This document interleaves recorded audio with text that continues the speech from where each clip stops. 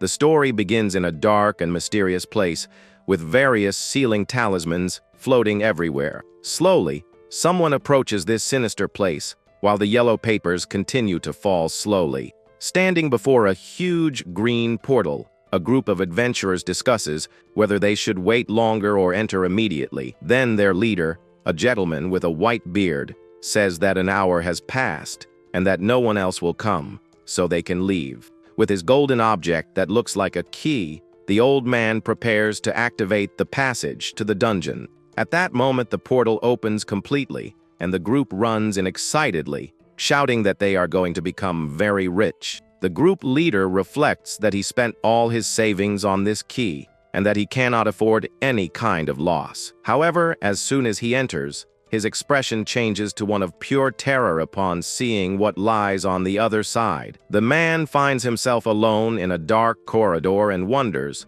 where all his companions have gone.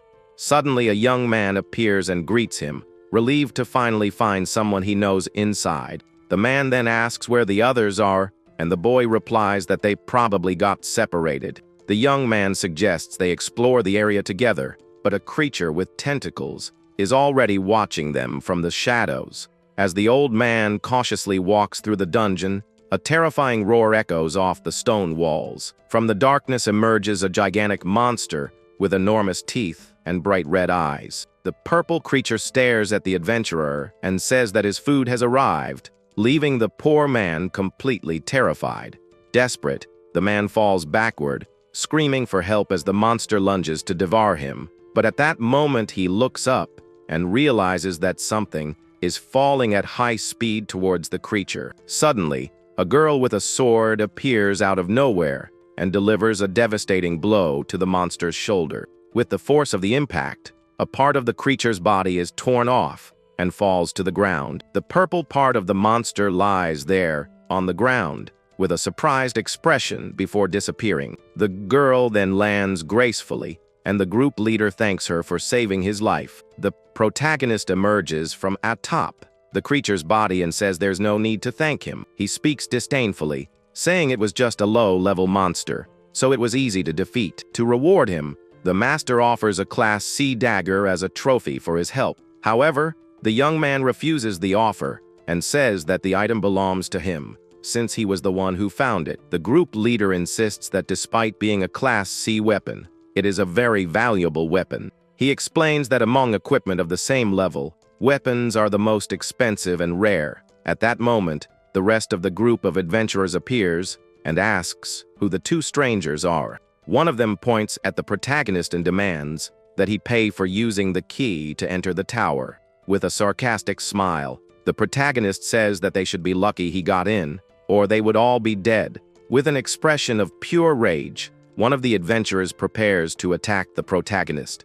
He calls the boy shameless and asks who he thinks he is to speak to them like that. Seeing the commotion, the group leader runs over and shouts for them to stop fighting immediately. One of his companions then questions him, confused, asking if he knows that guy. The man shouts that they know nothing, and that the boy saved him from a powerful monster and gave him a Class C item. One of the adventurers doubts the story and questions how a simple Class C weapon could be so special.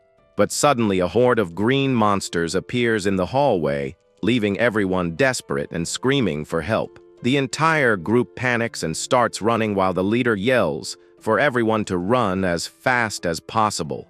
The green creatures advance with malicious grins and makeshift weapons ready to massacre everyone. Unlike the others, the protagonist simply spits on the ground with a bored expression on his face. Then he calmly faces the monsters and calls them a bunch of idlers with nothing better to do. The young man then summons several golden paper dolls that begin to float.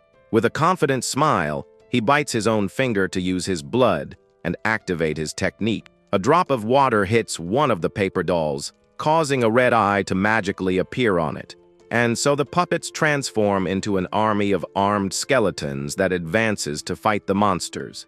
The leader of the monsters gives the order for his minions to advance and wipe out the skeleton army. Then a white light blinds the monsters. Then a huge explosion occurs, decimating the horde of creatures. The leader of the adventurers protects himself with his arm. Once the dust settles, he is completely shocked by the outcome of the battle. The protagonist stands calmly while the monster's cores float around him. The group of adventurers is astonished by so much power, and one of them notices the cores floating in the air. The young man then says that he will only take the cores, and that they can share the equipment. With a simple gesture, he uses his energy to collect all the cores. The energy of the monsters condenses in his hand, forming a small, bright pink crystal. Then he turns to his partner and asks her to come closer and open her mouth. The girl obeys and eats the crystal, leaving the other adventurers shocked. One of the men explains that she is a corpse demon, a type that emerges when a human awakens. The group leader reflects on how the protagonist is creating such a high-quality demon. Now he understands why the young man only wanted the cores. It was all to feed his partner. Suddenly, a strong tremor shakes the dungeon. They wonder if it's another monster, but the leader reassures them, saying it must be the tower's seal breaking. Then the protagonist explains that the previous fight awakened the dungeon boss, and that they need to defeat him. With that, all the adventurers bow down and beg the young man to save them from a terrible fate. The young man then tells his companion that they are going to take a look at what is happening further ahead. In a dark room, several mummies are trapped in webs. Then the leader of the place, a powerful female creature, appears and asks who dared to wake her from her sleep. She transforms into a spider monster to attack the protagonist. The creature then unleashes a powerful blast of green energy, but the young man is not fazed and prepares a counterattack. He throws a small paper doll that flies at high speed to intercept the monster's attack. The doll envelops the creature in an intense golden light, completely trapping it in its power. With a shout, the protagonist activates his technique and commands the paper seal to break. A burst of golden light occurs at the location, disintegrating the creature's power with immense force. After the attack, the monster is defeated, and its body is enveloped by a purifying blue energy. The protagonist and his partner watches the defeated creature's purple energy slowly dissipates into the air. Seeing that it was all over, the adventurers celebrated with relief, saying that the seal on the tower had been broken. However, one of them notices that the tower is not disappearing, and a strange aura still lingers in the air. The young man then reappears and explains that the reason the tower didn't disappear is because he warned them not to go in. He approaches a wall and places his hand on the dark stone bricks to show something. With a smile, the boy reveals that there is actually another hidden tower inside that dungeon. Then, he pushes the wall forcefully to break the illusion and reveal the secret passage. An explosion of energy occurs and the wall shatters. The adventurers are shocked, and one of them asks who the hell he is to know about a tower inside another tower. Then the protagonist turns around and reveals that he was responsible for unleashing all the monsters in the world. The surrounding scenery shatters like glass, and he confirms that he has transformed the world into what it is today. He warns them not to follow him if they are afraid of dying. The adventurers discuss and decide that it is safer to follow the boy than to stay behind and die. The leader thinks that with such a strong guy around, the chances of getting rare items are 10 times greater. Filled with greed and courage, they all shout excitedly and run to follow the protagonist. The adventurers begin to descend into a dark abyss, and one of them complains that he is afraid of heights. Meanwhile, the protagonist and his partner calmly observe the scene, and he seems quite bored by their slowness. He then lights a cigarette and reflects on how people die for money and birds for food. The young man thinks that humans are difficult to persuade, and even after so many years, they still seem the same. He remembers that 20 years ago, countless demonic towers appeared out of nowhere in the human world. Ever since those towers appeared, the world has been destined to plunge into complete and endless chaos. And so one of these towers appeared in a remote and forgotten village where no one knew of its existence. Someone then approaches and finds 2 children hiding near a sign warning not to enter. A bully asks the protagonist if he dares to touch the tower since he boasts so much about his lineage. The boy protects his friend while the bullies say that if he touches the tower they won't bother her anymore. With a determined look, the young man thinks that he cannot let the bullies belittle them and that he will reach the tower. He then ignores the warnings and walks towards the tower while the other boys laugh at his courage. The protagonist reaches out and touches the red structure of the tower, which reacts with a beam of light. He looks up in shock to see that the tower door has opened by itself right in front of him. From inside the tower, a monstrous creature with a terrifying grin and a giant eye emerges. We see a red energy exploding and releasing countless tormented souls in a whirlwind of pure chaos. At this moment, the protagonist seems paralyzed as a torrent of terrifying faces enters his body. With that, people start running in desperation, screaming that the seal has been broken and the monsters have escaped. Amid the confusion, a woman refuses to run away because she wants to go in the direction our hero is heading. But a man stops her, telling her to leave because the boy is already grown and can take care of himself. Suddenly, a giant multi-eyed monster appears and stares at the humans as if they were its next meal. The creature then advances towards them. So we return to the protagonist on alert, who thinks that if they didn't heed his warning, now they'll have to pray for themselves. Then his group enters a strange and spacious place, where everything seems to be made of broken mirrors. The serious young man warns against being optimistic, because in this world, the greater the reward, the greater the risk. He then says that a fog is rising, and that everyone should stay together, because he is not responsible for any deaths. As they walk through the mirrored area, one of the adventurers complains, saying that he can't go on any longer. Soon after, a man from the group sits down, exhausted, saying that he didn't see any monsters and needs to rest a bit. Another team member approaches a teammate and desperately asks for some water. Seeing all this, a hand is raised. Suddenly, one of the men shouts that his friend Kiet has disappeared right in front of him and nobody saw anything. With that, the old man of the group tries to calm things down, telling them not to panic because it must be an illusion. But when he turns around, he realizes his companions are paralyzed and wonders what the hell is going on. Then the protagonist appears angry for not having noticed the enemy's presence sooner. The scene widens, showing the group scattered, and voices with laughter echo through the mysterious mirror-filled location. Our hero then looks into one of the mirrors and says that human eyes are different because they have found his hiding place. At that moment, a beautiful woman with bluish skin appears, questioning whether they were lucky or unlucky to have found her. The young man confronts her directly and asks what she did with the rest of the people who were with them. The creature smiles maliciously and reveals that it devoured them because their expression of fear satisfied it. The white, bearded gentleman is completely shocked and panicked when he realizes that everyone else has died. The villain then uses an artifact called the yin-yang mirror and fires a beam of energy at a giant crystal. Inside the crystal, one of the men finds a girl with blue hair and recognizes her as his long-lost daughter. The young woman cries black tears and asks if her father no longer remembers her and what happened in the past. The old man also cries and apologizes, saying that he was wrong and that at the time he had no other choice. Meanwhile, the protagonist sees in the mirrors the reflection of the woman who was looking for him at the beginning of all the confusion. The woman calls him over, saying she has made a delicious meal and asks if he would like to join them for a meal. The protagonist is shocked to see his mother, and she apologizes for not being able to protect him sooner. At that moment, the villainess approaches him and whispers that she has finally found him, and now they will be together forever. But the sweet illusion fades, and the people he loves are transformed into terrifying creatures. The old man is also trapped in a vision and begs forgiveness from his daughter, who now has tentacles coming out of her body. Meanwhile, the other companion screams in terror upon seeing a rat with wings on his shoulder and panics.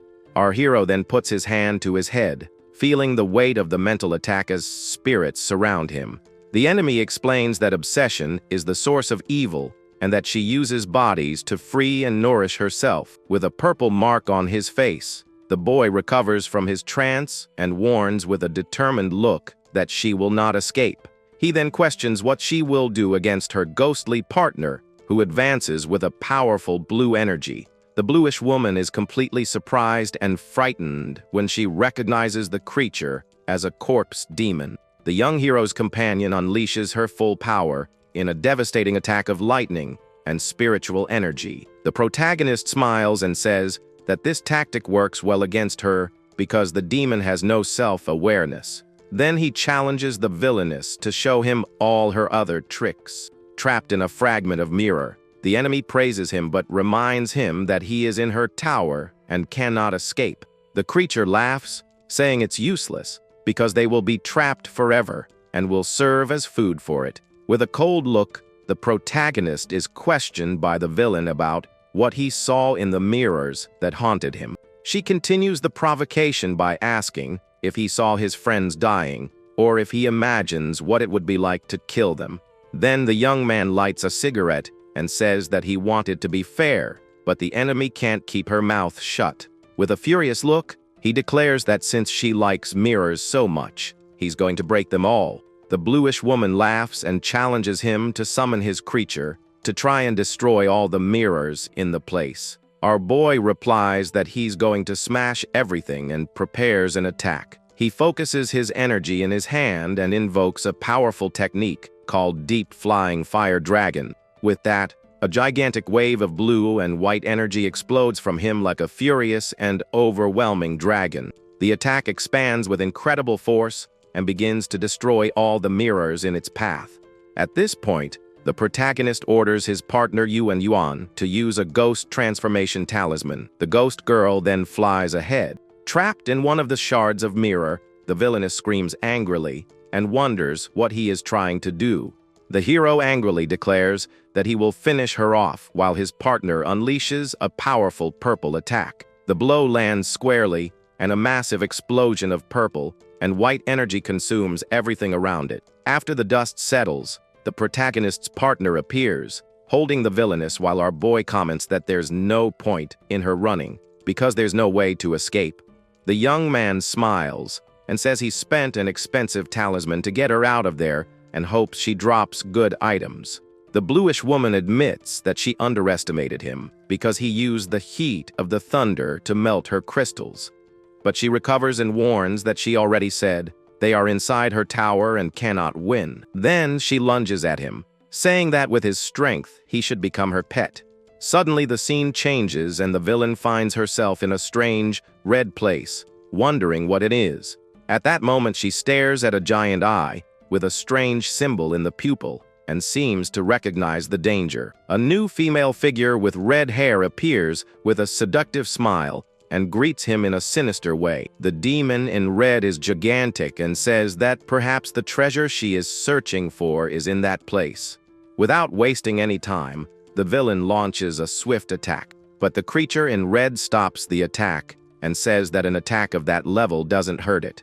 She then traps her with a tentacle and comments that her scent is delicious, while the other begs for her life. The demon's shadow takes on a terrifying form and begins to devour the bluish woman mercilessly. With a satisfied smile, she licks her lips and comments that the meal was truly delicious. Then she turns to the protagonist, who is standing observing everything, and asks what he is. The demon questions how he dares to eat in her territory, and how he managed to leave her tower. Then the creature greets to Triad and formally introduces itself as Hack-Ho, the Black Flower. Hack-Ho says that his luck is not good, and that he only has 3 more days to live, leaving the boy shocked. The young man looks at the bizarre structure above and questions what it means by only 3 days. He sarcastically challenges her, asking if she's the reason he can't level up. The villain explains that his life force is linked to her, and that the worms she planted in him are growing. She goes on to say that his body is too weak, and if he dies, she will not be able to absorb his Tao power. The protagonist becomes furious when he realizes he is being treated like cattle destined for slaughter in the future. The demon laughs at his anger and says that at his current level, forcing a transfer of power will only overwhelm him. She then proposes that in order to receive her power, he He must first reach level A and help her recover. The boy is surprised by the proposal and questions whether the recovery has anything to do with the ghost Yuan.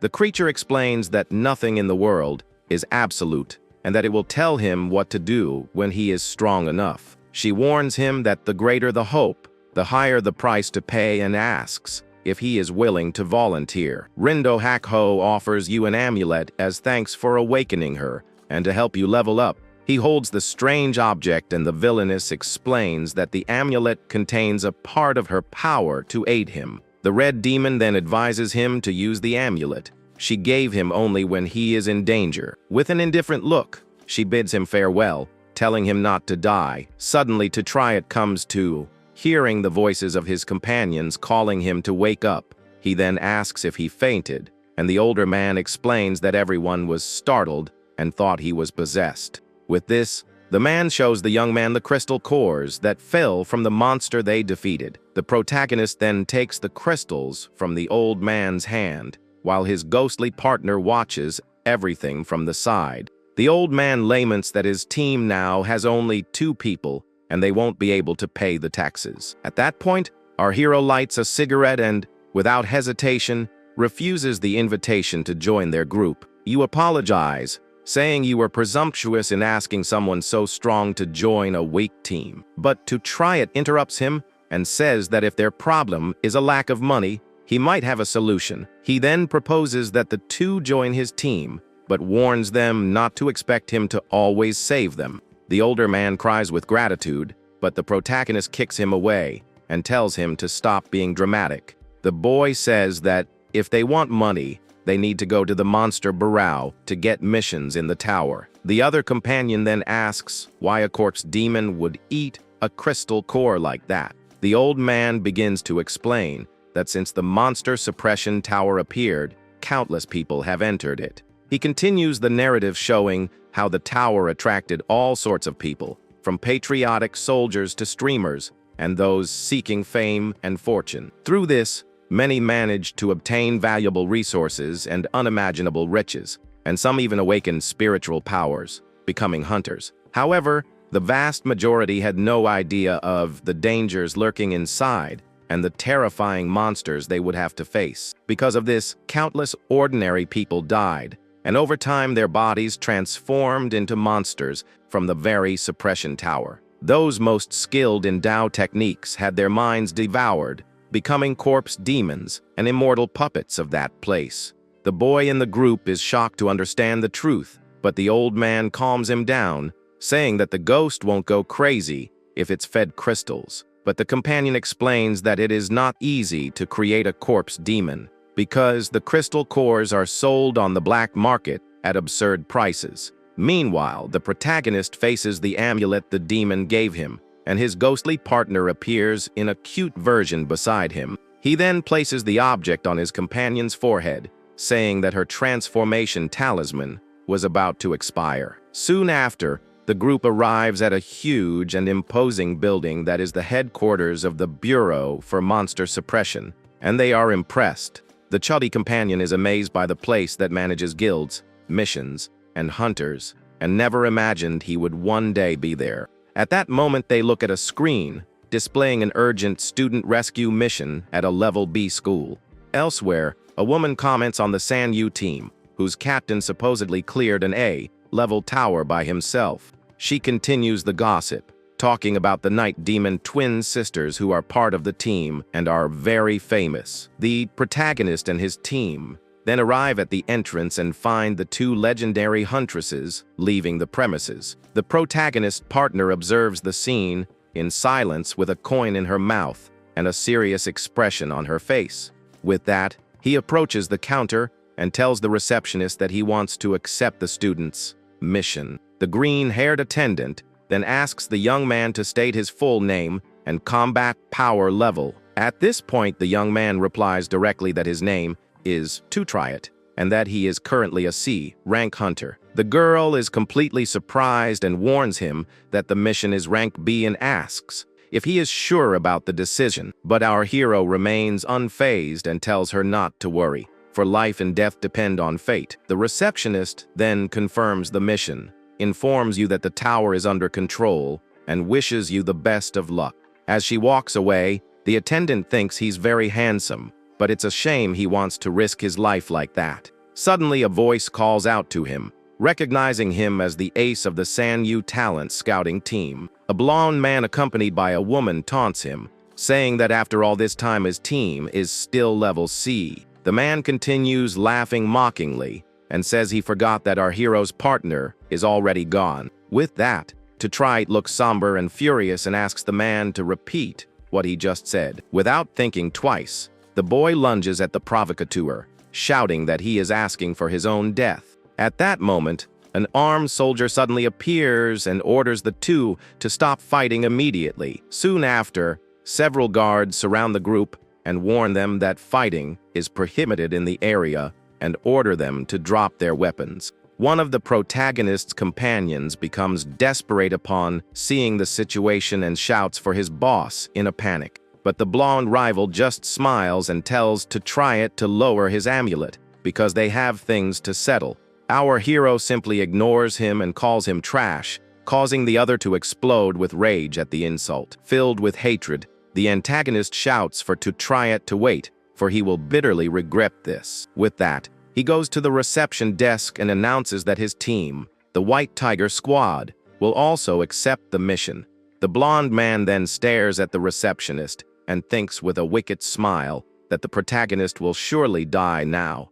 But suddenly our hero's partner appears in the air and delivers a devastating kick right to the guy's face. Tetrite then provokes him, saying that he seems dissatisfied and suggests that they meet on the mission to sort things out. With a cold, serious look, the boy stares at his rival and asks menacingly if he heard what was said. We see a flashback of the protagonist holding the amulet the demon gave him, and she says the object has her power. The red-haired creature then advises him to use the talisman only when he is in a dangerous situation. The rival lying on the ground is shocked to recognize the girl as Triuvian and wonders how she survived. At that moment, he realizes the terrible truth and understands that the former huntress has become a corpse demon. In a panic, the man thinks he needs to warn his boss, because a creature like her is worth a lot of money on the black market. The blonde man then yells at the guards, who do nothing, but they explain that they can only intervene in disputes between hunters. In the distance, a girl asks her pink-haired companion if that is the man she always mentions. The young woman with cat ears comments that the boy looks like a big delinquent, while the other stares at him. The woman with pink hair smiles and confirms, saying that her assessment is correct because he is indeed a delinquent. Soon after, the two approach the receptionist, and the group leader asks what Tetrite wanted there. The attendant then explains that our hero went there to accept the rescue mission at the girls' school. The hunter is surprised and questions how he has already reached rank C and why they let him take a B mission. The girl behind the counter says she can't stop a hunter and tries to calm her down by saying the other team went too. But the woman with pink hair is not convinced and decides that she needs to go to the location to see the situation firsthand. The scene then shows us the facade of the school, where the rescue mission will soon take place. From above we can see that a barrier has been erected around the school, and that the situation seems well controlled. Upon arriving at the location, the protagonist's companions ask if they can come in later to collect some materials. Our hero then turns to his team and says indifferently that they can do whatever they want. With that, the boy and his ghostly companion walk towards the entrance portal of the dungeon. The camera focuses on the young man's foot as he takes his first step into the dangerous challenge that awaits him. Once inside the school, he notices a red energy leaking from the building and says they need to hurry. The protagonist, with a cigarette in his mouth, says it's time to get some B-level cores for his partner. Then he comes across a blonde girl in a school uniform who appears to be in trouble amidst strange vines. The boy observes the girl in the Japanese uniform and comments that the B-level students are really different. The young blonde girl appears embarrassed and vulnerable as she is surrounded by a strange red organic matter. He then recognizes the school uniform and wonders if the girl is a student who has been corrupted by the tower. Suddenly, the student transforms into a terrifying monster and lunges to attack our hero with everything she has. The creature delivers a swift blow with its sharp claws in a fast and furious attack. He realizes that she is very fast and that the tower is more interesting than he initially imagined. With a cigarette in his mouth, the young man prepares to use a shining talisman to discover her true identity. Then he activates a powerful ice storm talisman that unleashes a barrage of freezing crystals. The creature displays an expression of pain and surprise as it is struck squarely by the boy's ice attack. The hero confirms his suspicions when he sees that the girl was indeed demonized, just as he had imagined before. He questions the demonization process and why such a powerful monster transformed into a student. Seeing that the creature did not give up, he then orders his ghost partner Vian to take care of the situation. With that, the ghost girl advances with a purple aura and delivers a powerful and precise blow to the enemy. A wave of energy hits the protagonist, and he realizes that the demonization of the enemy has a time limit. On top of a building, a girl with purple hair watches the explosion and the battle unfolding below. With a smile, she tells the smoking wolf to become her slave and obey her orders. At that moment, the mysterious girl opens a small bottle that seems to contain something very special. A bizarre creature resembling a terrifying mosquito emerges from inside the container. She then orders the insect monster to fly up and give our hero a really hard sting down below. But the demonized student reappears, and the protagonist says that she has finally decided to show up again. With a smile, he advances into combat and says that he prefers his monstrous opponent's current appearance. The boy then adds that he hopes she will leave a crystal core for his partner Vian. With this, he concentrates his energy and launches a powerful flame attack that completely engulfs the enemy. The blow generates a gigantic explosion of fire and smoke that consumes everything in its path with great force. After the dust settles, he reappears holding a red crystal and celebrates his good fortune in obtaining the item. But without him noticing, the little fly monster lands on his neck. The girl on the roof smiles and remarks that luckily it fell right into her hands, just as planned. Then the protagonist and his partner look up and see the insect monster flying towards them. The mysterious girl says that his work wasn't bad, and that with her help, he can enter the tower safely. She then approaches the protagonist and compliments him, saying that in addition to being good, he is also handsome. With a seductive smile, the girl offers to help tame her pet and invites it to follow her. The boy's partner eats the crystal she gave him and says it's delicious, making the young hero smile. The protagonist thinks she is skilled and decides to follow her plan to see what happens next. The group then follows the mysterious girl. Elsewhere, our hero's rival and his team enter the tower and find the place very strange and dangerous. The leader of the Hobble group says that the place is perfect for ambushing and eliminating to try it without anyone finding out. The blonde man then warns him about Triu Vian's strength and how she defeated him with just one blow. The team leader calls him useless and explains that corpse demons get stronger by absorbing crystals. He goes on to say that the value of a demon like her is high, and that to try it is just an unlucky C-level demon. Abu states that if the protagonist hadn't been expelled from his sect, he wouldn't be there today. Back to our hero, he and his team arrive at a place full of hunters, and the woman says there are many demons there. With a sinister look, the girl says that human greed knows no bounds. Then she releases a swarm of poisonous butterflies and tells everyone to eat well because the meal is served. With this, the poisonous butterflies attack the monsters and devour them alive. The mysterious woman says that becoming food for her insects is not a waste for them. With a satisfied smile, the protagonist thinks that the situation is great and that this will save him some talismans. The group then observes the swarm of butterflies flying around the area as the dust from the battle finally settles. Next, they come across several giant hanging cocoons, and the girl says she's never seen demons do that before. She then asks the boy to go check the cocoons, but he replies mockingly that he doesn't know how to fly. The girl is shocked that he can speak, and the protagonist taunts her, saying that her poison didn't work. He then whispers in his partner Vian's ear and tells her to do what she always does, leaving the other confused. The young hero continues the provocation and says that her cheap tricks no longer have any effect on him. The horned girl then clings to him and begs for forgiveness, imploring him to save the trapped students. But the protagonist pushes her away and says he's not at all interested in rescuing her people. With that, the girl approaches him seductively and promises to reward him after the job is finished. Standing before the cocoons, the protagonist comments that they should prepare themselves because if they are students inside, it's best to give up soon. She becomes desperate, wondering how they ended up there, since the tower should be in the school's basement.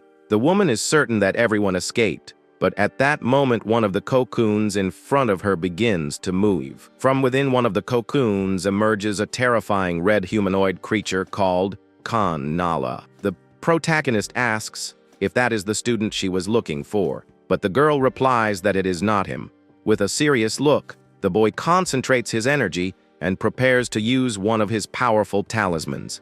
He then invokes a fire technique that creates a gigantic and imposing flaming tiger in the air. The creature Nala then launches a high-speed sphere of green energy toward our hero. The energy ball advances against the protagonist's attack. However, the protagonist's attack did not cause any damage to the monster. The protagonist complains that the fire talisman had no effect and asks her for help to fight. In a distant area, a man observes the battle and asks his leader if they should intervene. The leader named Frank says no, because their country has a saying that tells them to watch the tigers fight. Frank goes on to explain that Nala is very strong and that they wouldn't be able to defeat her alone. His teammate then asks if they have any chance of winning since their captain is not present. The leader replies with a confident smile that they only need to inform Nala about the treasure in the tower. While they were distracted, some fibers from the cocoons crept up on them. Suddenly, our hero shouts a warning of danger. The girl with purple hair is caught off guard. Then they are wrapped up and placed inside a cocoon. Inside, the two begin to argue, and he asks her not to touch his dragon while she complains about the tightness. The girl then finds herself in an awkward position and complains that his secret weapon is bothering her. Trapped in the wires, he asks her to use her insects to retrieve a talisman from his pocket and break the cocoon. With that, the girl takes the amulet that the demon gave him, and the boy says that it will hurt, but he has to wear it. Outside, Hunter Frank and his team observe a glowing cocoon and decide it's time to leave. With a smile on his face, he laments the situation, saying it's a shame because the girl was very pretty. But suddenly an intense light explodes from inside the cocoon, surprising everyone with its power. The protagonist then manages to emerge from the cocoon carrying the girl and complains that it hurt quite a bit. But the girl is still trapped and screams for him to release her, while our hero simply walks away. Suddenly, the demon Yahello appears and the boy realizes that the area around Nala is a dragon's nest. He then wonders how she manages to absorb things if the monsters aren't in his space. The creature explains that it can borrow his power to absorb it, but will leave some for him. The boy thinks Nala is very strong and wonders if he can transfer some of her power to the amulet. Yahello says he can only withstand her power once a day and questions why he didn't use the amulet she gave him. The protagonist says the amulet has great power, but he can withstand the side effects. With his back to the hunters, he calls them sewer rats and asks if they thought they could get away with it. Leader Frank congratulates him on escaping, but questions whether he wants to fight now. With a cigarette in his mouth, the young hero says that he will certainly take care of them, but not personally. With a confident smile, he says that he doesn't need to get his hands dirty to deal with people like them. Frank laughs and calls him a chatterbox, but our hero advises him to look behind him before talking nonsense. Frank's colleague panics and warns his boss that something terrible is happening behind them. Turning around, The leader of the hunters is completely shocked and speechless by what he sees. A giant, terrifying monster suddenly appears and grabs one of the hunters with its enormous hand.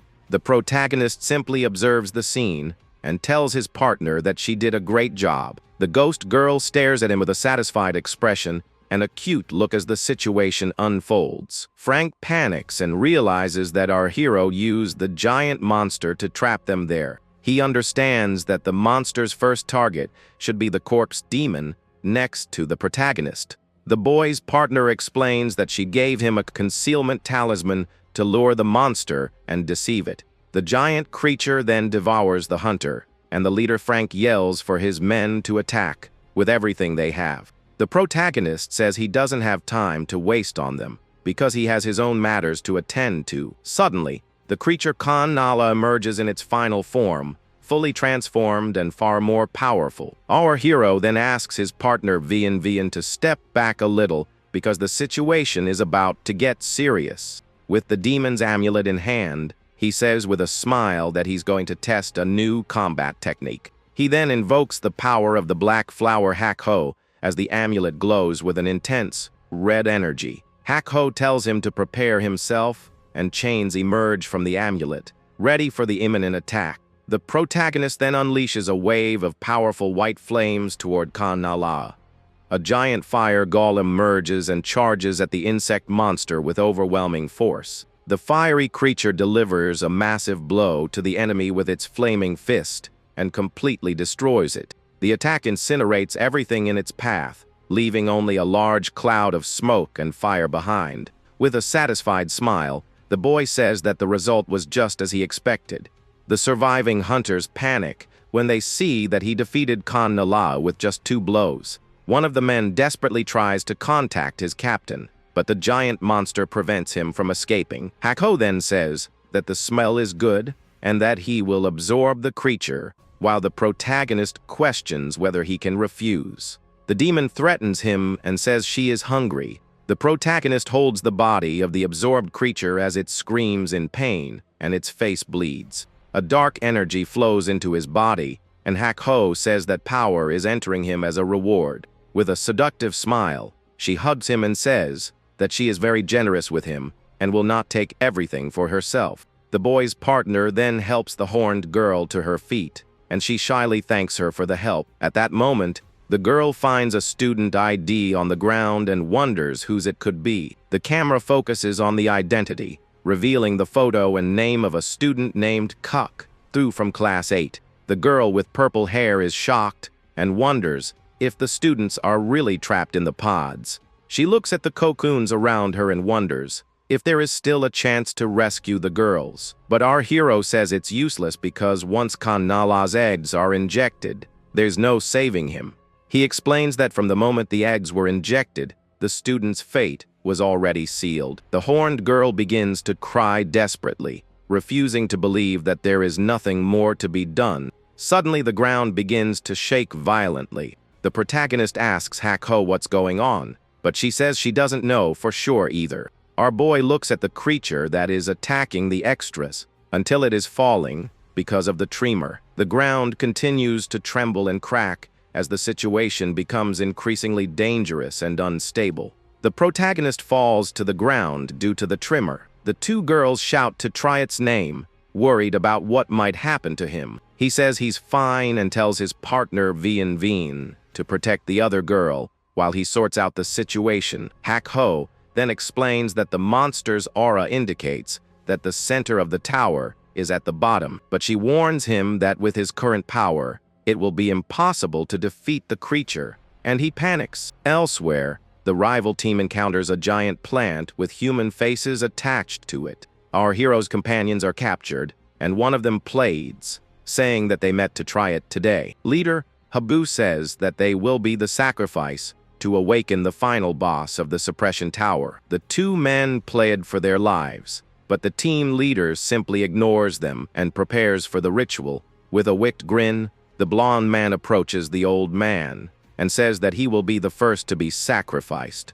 With this, he attacks the older man and his companion in an act of pure cruelty and betrayal. Leader Habu then picks up a strange lantern and says that the demon's life and soul will not escape. He declares that everything there will be used by him, while a dark energy begins to envelop the old man. A giant skull appears and the man yells for the creature to come out and devour the sacrifice's soul. Back to the protagonist, he uses his fire amulet again and summons the powerful Lord of Flames. Leader Abu celebrates to try its arrival, because he will be able to use his power to defeat the enemy. The fire tiger charges forward and attacks the enemy in an overwhelming and intense explosion of flames. The rival team is caught in the middle of the explosion, and everyone screams in pain as they are hit by the flames.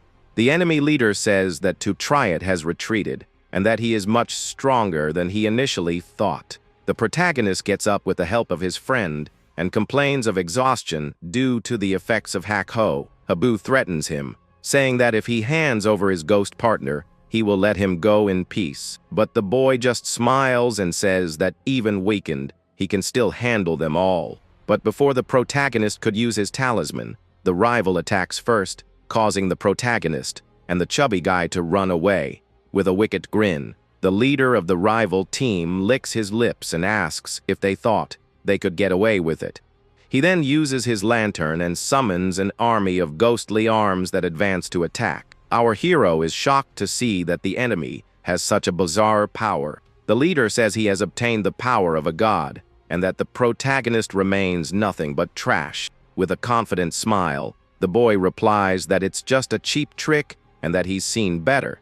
The villain is surprised that he found out and admits that he inherited the power of a monster. He says that in this world only strength matters, and that the winners remain while the losers disappear. The enemy leader grabs the protagonist and asks where his ghost partner is, but he doesn't answer. At that moment, the blonde man spots the two girls hiding in a hole in the wall and alerts his boss. Our hero then shouts his partner's name when he sees that the two have been discovered by the enemies. Then, the ghost warns that the cocoons are about to hatch. Suddenly, several red humanoid monsters begin to emerge from inside the cocoons and surround them. The two prepare to fight when a strange sound catches their attention, and they look up. The creatures then begin to worship one of the cocoons, which opens and reveals a powerful new enemy. From within the cocoon emerges Queen Nala in her final form. The protagonist's partner steps forward to protect the other girl. However, the powerful monster notices the ghost's movement and counterattacks. The ghost is caught completely and enveloped by the tentacles. The girl with purple hair screams her name desperately. The queen then stares at the young woman with a menacing look and asks what she intends to do next. Then, the monster starts regurgitating something strange, and when she opens her mouth, her strange tongue is revealed. The girl with purple hair stares at the queen and says that she is to blame for the student's transformation. With a furious look, she decides to play her trump card. The queen realizes the danger, but it is too late. With blood in her eyes, the purple-haired friend vows to avenge the innocent students and unleashes a powerful aura. She then summons a creature and orders it to tear the queen to pieces without mercy. The creature charges forward and attacks the queen with overwhelming force, cutting the monster into thousands of pieces. The protagonist's partner recovers from her injuries while several tentacles fall around her. The girl with purple hair says she finally got her revenge after being forced to use her power, but suddenly she collapses, completely exhausted. After using her final technique, the ghost grabs her in its arms. Our hero's partner then calls her master with a worried look. The enemy leader tells his boss that the ghost is alone and that they must look for her. The face on the giant plant smiles malevolently and says that if you want someone to blame, blame your own weakness. The shadow creature asks what they want with Triuvian. The enemy leader says that he obviously wants her to become the key to opening their path. The creature attacks the leader of the hunters with its giant hand and crushes him against the ground without the slightest mercy. The blonde man is shocked to see his boss defeated and betrayed after freeing the monster. The monster then turns to the blonde man, who is running desperately, begging for help to escape. but the creature attacks him with its tentacles and easily defeats him in a quick and brutal attack. The protagonist faces the monster and his friend suggests they run away, but he says they can't go. With the amulet in hand, the boy says that they cannot win, but that the only option is to risk everything. He then summons an army of fire golems to fight the monster in an epic battle. Yahello appears and says that 3 masters are on their way and hopes that he can buy time until they arrive. The giant monster faces the fire golems and destroys them with a single blow, displaying its power. The protagonist is surprised, and his friend asks what the meaning of that combat tactic is. The monster then turns to them, and the boy realizes the creature is affecting the class's promotion rate. Our hero's friend panics when he sees that they cannot escape the monster's fury. Suddenly, a woman with pink hair appears and grabs the creature's arm with incredible strength. The protagonist's friend recognizes her as one of the leaders of the Sanyu talent scouting team. With this, they are wrapped in bandages. The girl with cat ears tells them to sit down and enjoy the show. She then lands on the ground. The protagonist and his friend are bound together in bandages, and he asks the girl to untee them because they can't breathe.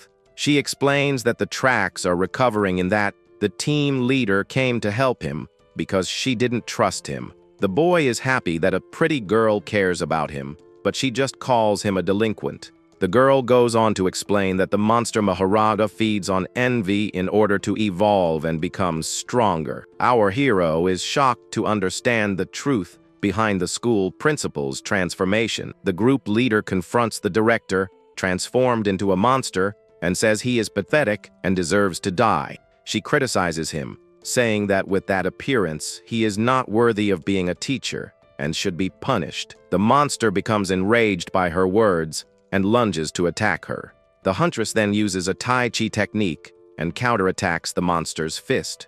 With a swift movement, she delivers a powerful blow that sends the monster flying with great force. The creature screams in pain when struck. Yahello appears and praises the boy, saying that he has found a good A-level assistant to fight with. The protagonist then remembers that she said 3 masters were coming and asks where the others are. The demon then replies that they are up there. A massive purple monster looms over a group of hunters, its tongue lolling out as their protective shield weakens. The men look on in terror, one asking if this is the end while another cries out for their leader in desperation. The creature roars and unleashes a powerful beam of energy, ready to finish them off once and for all. But suddenly, the hunters are filled with relief, crying with joy as they realize they have been saved. A woman dressed as a nun, Jessica, appears and scolds them, calling the group a bunch of useless cowards. Carrying a massive scythe, she stands over the rescued men and coldly orders them to stay put and wait for her.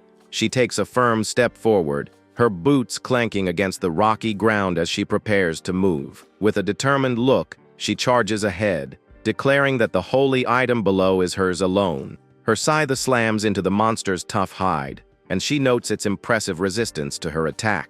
Meanwhile, the pink-haired leader kicks another monster, saying she will just have to strike it again. This creature has a bizarre, circular mouth with a glowing red core, and it seems to be yelling about students. The warrior unleashes a powerful energy blast from her foot, aiming directly for the monster's weak spot. The girl with cat ears anxiously calls out her leader's name, Xivan. Xivan is suddenly suspended by bright red chains, but continues to fire energy beams at the creature below. Her companion asks if she is all right, and the warrior calmly reassures her that she is fine. The girl notices a mark on Xivan's arm, but the leader only warns her to be careful. Still wrapped in bandages, the protagonist and his friend watch the fight, wondering why the leader keeps dodging. The protagonist observes the battle intently, noting that it seems the powerful warrior has a weakness. After all, his friend is confused, questioning how a high-level master like her could possibly have a weakness. A small diagram explains that Xivan cultivates a technique that grants her immense physical defense and strength. The protagonist explains that while the leader has high physical resistance, she is very weak against magic making her a target for ranged attacks. His friend is confused, wondering how an A-rank hunter could have such a flaw, but the youth simply says it is complicated. As an explosion rocks the area, the companion asks if they should just wait, but the protagonist states they have another master on their side. The warrior nun, Jessica, grips her scythe tightly, referring to it as the soul of the wicked.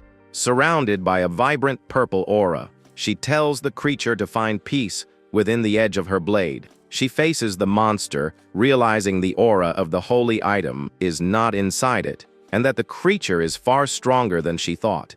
Jessica then calls the pink-haired warrior, saying that they must unite. The other leader looks surprised, asking who the stranger is and how she knows her name. The nun explains she knows about the famous talent who rose to A rank, introducing herself as an unknown soldier. The three women stand ready, and Jessica yells for them to attack the giant monster together. The giant creature is held down by shadowy figures, muttering about the need to strengthen the school's forces. Swarmed by the dark spirits, the monster yells for the teachers to listen to the students. The three warriors watch the horde of shadowy figures, one of them wondering if they are the souls of the teachers. Jessica warns the others to stay away from the evil souls. The protagonist's friend is shocked and A rank is suppressed by a B rank, but the youth says anything is possible in the tower. His companion asks how the boss escaped, while the protagonist frees himself from the bandages. He observes the battle, realizing that it would be necessary for the three masters to work together. Hack-Ho suddenly appears, telling him that if he leaves, the others will be in trouble, but she knows a way she can help. She says that Kan Nala's aura has disappeared and offers to help him. With a look, the protagonist thinks about the monster on the second floor that resides within his mind. Hack-Ho tells him that from now on, she will not help him, but he can release one monster every time he levels up. The protagonist pushes against a massive rock wall, desperately calling out his partner's name, Vian. From a crack high above, his corpse demon companion peeks down, having heard his calls from the other side. He waves his arms wildly, telling her to throw down all of Kan Nala's corpses, so he can absorb them, but his partner just stares at him with a blank expression, stating that she can't hear. She looks completely confused by his strange, multi-armed gestures, trying to understand what he wants from her. Suddenly, she has a moment of realization, connecting his frantic movements to the head of a monster. The young man sighs in relief, glad that his message finally got through to his companion despite the distance. A moment later, the head of a completely different monster crashes down from the opening, surprising him. He wonders why she threw that down instead, questioning if his hand signals were somehow misinterpreted. Hack-Ho appears, saying the noise made it hard for her to hear, but the monster's power is strong enough to use. With a determined grin, the protagonist prepares himself to absorb the power from the decapitated monster head. After 15 long years, a massive, blocky red entity finally awakens, having reached B rank at last. A girl with pink hair and glowing eyes appears before it, laughing victoriously that she has finally escaped. She celebrates the wonder of the outside world, but then questions what this strange, empty place is. Deciding it is just a minor nuisance, the mysterious girl turns her attention to a small figure nearby. The protagonist stands before her, calmly explaining that this is his space and asking her not to cause trouble. Enraged, she declares she is an ancient chaos demon and threatens to kill the blind fool for practice. She suddenly grabs his arm, but both of them look confused by the unexpected physical contact. Hack-Ho explains that the chaos demon's memory is not formed. He cannot harm him. The protagonist nervously asks the chaos demon for help, but she scoffs and questions why she should assist him. Hack-Ho explains the demon's mind is scrambled from being in the tower, and this monster might be too tricky for her to handle. She then teases the young man, saying a weakling like him is not worthy to witness her master's techniques. The chaos demon gets angry, declaring that with 3 A-rank masters present, they can definitely win the fight. She points at him and yells that she will show him exactly how she handles monsters, while he thinks she is just a child. the giant monster roars, telling the teachers that it is time to end this, its glowing eyes fixed on the three warriors below. The creature's mouth opens wide, revealing a swirling vortex of dark, destructive energy ready to be unleashed. It transforms into a more demonic form with horns, declaring that dying in this state is an honor for them. The pink-haired leader tells her team to go all out, explaining they need to restrain the monster for just 1 second. The nun begins her chant, casting a powerful Solomon seal that creates a massive purple magic circle to trap the beast. As glowing purple tendrils bind the creature, she yells for the others to attack. Now, while it is restrained, her companion then unleashes a massive, flaming projection of a golden warrior. The golden beam of energy strikes the monster directly in its open mouth, causing a massive explosion of light. Jessica and her cat-eared companion watch the aftermath, wondering if their combined attack was successful. The monster begins to regenerate, and the warrior realizes the attack worked. The beast laughs, declaring that inside this tower, it is completely invincible and cannot be defeated. The protagonist watches in shock,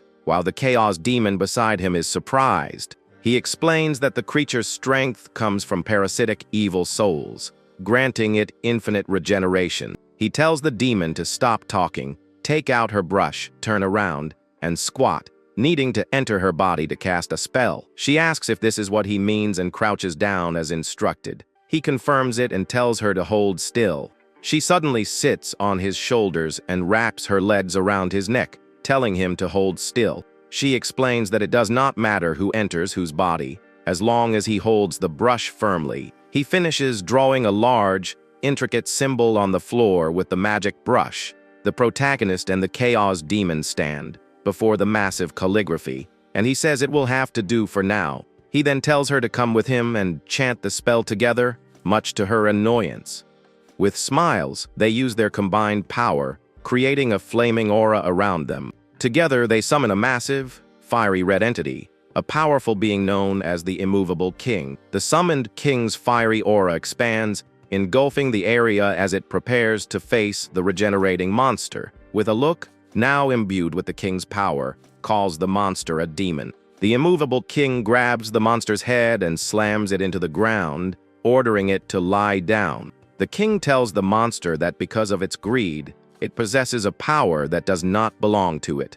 The fiery summon declares it will now manifest its original form, the evil slaying spirit, as it prepares its final attack. The monster cries out in defiance, saying it is a god and questioning how a mere mortal dares to challenge it.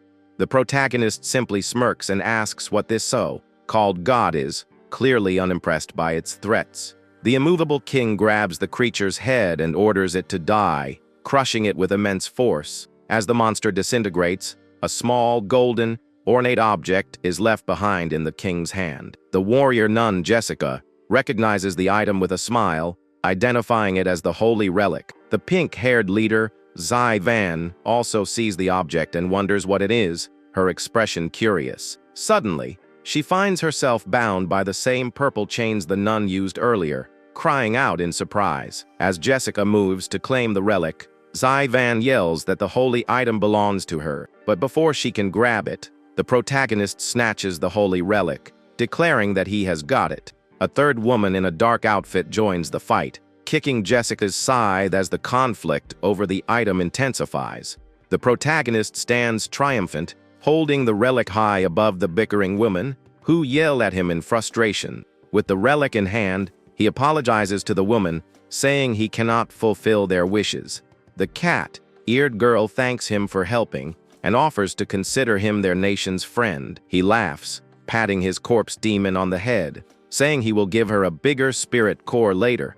Jessica glares at him, angrily asking if he really is not going to give her the relic. With a swing of her scythe, she creates a powerful shockwave, sending debris flying everywhere. She then points her weapon towards a group of students hanging in cocoons, telling him to look at them. The protagonist is surprised to see that there are still survivors trapped in the hanging pods. The pink-haired leader, Zai Van, looks on with a grim expression, muttering, "Damn it." The nun demands he hand over the relic, threatening that if he does not, the students will die. The protagonist smirks, asking the chaos demon if there is any other way to deal with the situation.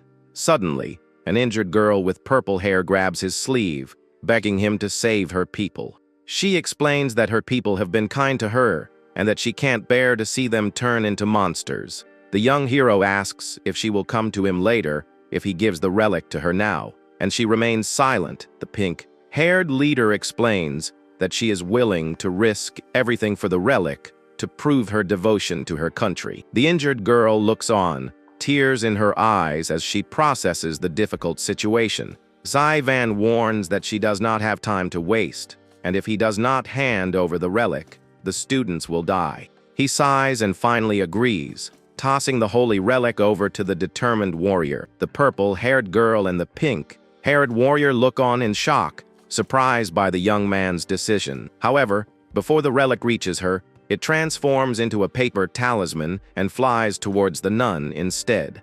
With a confident smirk, the protagonist says that is not a polite gesture to refuse what is offered. As the nun holds the talisman, she is suddenly surrounded by glowing red chains, trapping her completely. From the ground, dozens of red, eyeball-covered creatures rise up, and the nun is horrified by the sight.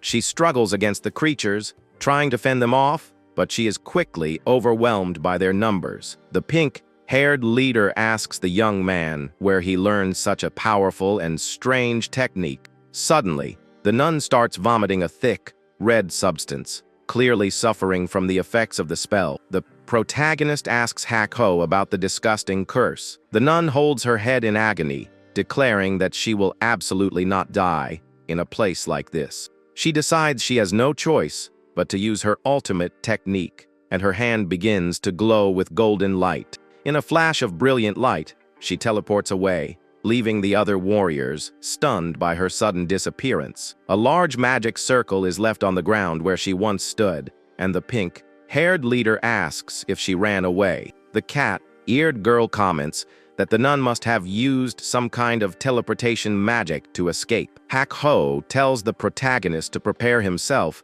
as she is not yet finished fighting. He then asks the chaos demon about the talisman, and she arrogantly calls him an ignorant fool. Hakho tells him to focus on the matter at hand as a red energy claw reaches for his throat. After the explosion, the two women are shocked to see the protagonist transformed into a small, fluffy creature. The cute cat-like beast howls happily, enjoying its new form much to everyone's surprise. Hakho notes that forcing the talisman's power turned him into a beast. The cat-eared girl holds the small creature, asking why he suddenly turned into a cat. The pink-haired leader explains that he is not a cat, but a mythical beast called the Bai-Zi. She reassures them that it is probably just a temporary transformation, and he will recover in time. She then gathers the spoils of the battle, saying they need to arrange them for the students. She hands a bag to the corpse demon, entrusting her with taking care of the transformed protagonist. Vian takes the bag and holds her master in his new cat form, acknowledging the request. Later, the protagonist's two friends from the beginning of the arc find her, asking about the survivors. The large man tells her that, if she cannot provide for her new companion, they can help. Back in the tower, the leader of the White Tiger Squad lies defeated, muttering the protagonist's name. He weakly calls out for help one last time, before succumbing to his injuries and passing away. The scene shifts to a large, futuristic structure high in the sky, identified as District 26. Below the floating city, there is a stark contrast, with rundown buildings and a much poorer neighborhood. In a dark room, a single line of light appears as someone's eyes slowly open. The corpse demon Vian senses her master's aura, realizing she is about to have another breakthrough. She reflects on how 10 years ago, the Sky Palace appeared, creating a strict class divide that has only grown stronger. The protagonist, still in his cat form, wakes up in a strange bed, wondering where he is and where his hands have gone. He looks down and is surprised to find his tiny paws resting on the chest of the purple-haired girl he saved. She wakes up with a smile, telling him how cute he is as she picks him up and gives him a big hug. Vian is seen meditating on the bed, and the girl tells the cat she wants to take a bite out of him. She then offers to take him for a bath. He seems to enjoy it. In the bathroom, the girl enjoys a relaxing shower while the protagonist watches from the side. As a cat, he enjoys the view, thinking to himself that the scenery is quite wonderful. The steam from the shower obscures most of the view, but the young man is still having a good time. Hakho appears, teasing him and warning that his time in this form is almost up. The protagonist is suddenly shocked as a bright light envelopes him, signaling the end of his transformation. He reverts to his human form and realizes with horror that he is no longer wearing any clothes. In a panic, he looks around the steamy bathroom, realizing the situation is extremely dire. The girl asks if he wants to take a bath too, holding up a bar of soap as he tries to refuse. She grabs him, and he thinks he is completely doomed. The young man is then seen with her, much to her embarrassment. He tries to explain the situation, but his words are muffled by the cows of the bath. The girl, however, seems to have a completely different idea of what is happening, a blush on her face. Outside the bathroom, the pink-haired leader asks Vien where everyone else has gone. His companion points towards the closed door, explaining that her master has turned into a cat. The cat-eared girl is surprised that the corpse demon can speak, and the leader corrects her about his form. Suddenly, a strange purple energy emanates from behind the door, catching the woman's attention. The pink-haired leader throws the door open, demanding to know what is going on inside. She finds the protagonist on the floor, trying to explain that it is all just a misunderstanding. The woman outside burst into laughter, teasing him about his unfortunate and hilarious predicament. Vien prepares to throw a basin of water at him, asking what he is hiding. The women all scream in shock as they witness the embarrassing scene unfold before them. Later, the group sits down to discuss the relic, which is now identified as the Compass of Desire. The pink-haired leader explains that the compass is still incomplete, as it is missing a single jade piece. The protagonist remembers a past trauma, recalling how his master disappeared, trying to save him from a monster. In a flashback, he and his sister cry out for their master as he is overwhelmed by demonic forces. The master fights valiantly, telling the children to run as he holds back the horde of monsters. The young man reflects on how he joined the talent hunting team to become stronger and find his master's whereabouts. The pink-haired leader offers him a place in her team, suggesting they might have information about his master. He politely declines, stating that he does not like to be tied down and the team is not as upright as it used to be. The leader agrees to help him and takes the bag of items from the school, saying she will hand it in for him. He tells Vien that their B-rank mission will surely have a great reward, and they should go claim it. The purple-haired girl he saved shyly asks if she can join his hunting party, looking hopeful. Before he can answer, she is whisked away through a closing door, disappearing in a flash of light. He arrives at the mission center, telling the receptionist that he is there to hand in his completed quest. The receptionist is surprised to see him, questioning if he really completed the B-rank mission. Suddenly, the compass of desire in his hand begins to glow with an intense, golden energy. A new A-rank mission appears on the screen, and he wonders if it contains something he needs. He confidently tells the receptionist that he wants to accept the new A-rank mission. The woman is shocked, reminding him that the tower is on lockdown and he needs a special key to enter. He holds up the bag of items, explaining that the proof he needs is right inside it. She is shocked that he managed to kill an A-rank boss and retrieve its head as proof. He places a golden key on the counter, telling her to register him for the mission immediately. She warns him that the tower is not only located outside the city, but is also under a mysterious curse. He confidently accepts the mission, and she wishes him a victorious return as he walks away. Outside, his former teammates see him and comment on how he is still alive after all this time. The protagonist lights a cigarette, thinking that he needs to make some preparations before heading out.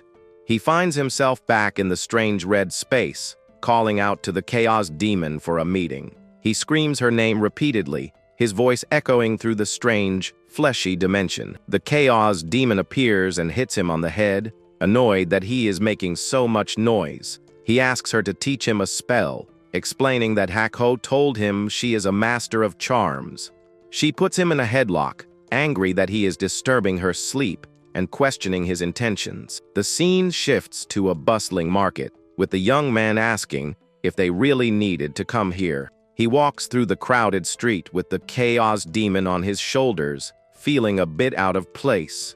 She explains that a talisman's power is limited by rank, and who uses it will affect the outcome. She says he needs to find good materials, but unfortunately, the market is full of useless junk. He wonders if he should look for something that can help him defeat A-rank monsters. The demon tells him that is a nice dream, but an A-rank talisman can only be activated by a B-rank user. He asks if there are any exceptions, and she smirks, saying there might be one way. She points to a nearby shop, telling him that he might be able to buy what he needs there. He looks at a small figurine and asks if she is referring to that. The shopkeeper recognizes the figurine as a treasure from his shop, used by a famous master. The protagonist scoffs at the man's attempt to scam him, pointing out the figurine's poor craftsmanship. He starts to walk away, but the shopkeeper panics and offers to sell it to him for a much lower price. Hakho appears and tells him to buy the box next to it as well, saying it will be useful for his corpse demon. He agrees and tells the shopkeeper he will buy both items, asking if he can get a discount. The scene shifts to the outskirts of the city, and the protagonist laughs, happy with his purchases. He walks along a stone path with his companion, saying that with his new items, his cultivation bag is complete.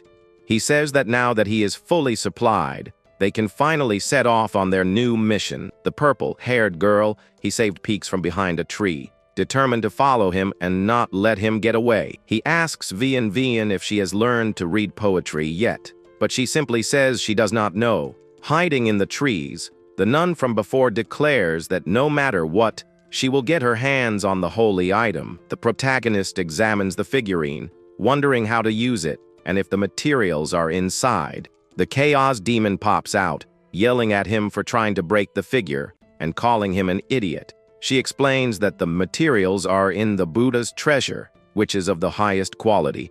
She then tells him to open the box and to only use it when his corpse demon is in big trouble. He agrees and takes the box, ready to continue his journey with his new tools and companions.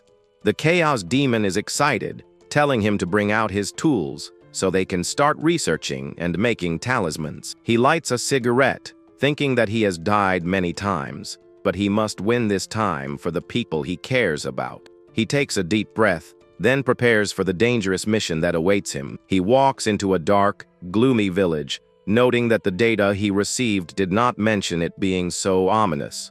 He and his companion walk through the deserted streets of Deloa village, wondering if this is the work of the tower. The protagonist notes the eerie silence, saying he cannot see anyone and does not know if the village elder is still around. Vian suddenly points ahead, nervously saying that there is a ghost up ahead. They both see a shadowy figure with a green aura standing in a dark alleyway between two buildings. A creepy, white-haired man with a wide, toothy grin appears, his eyes wide and unsettling. He tells his companion to handle the ghost, and she agrees, ready to take on the creepy figure. Vian prepares to attack, her hands glowing with purple energy as she focuses on her target.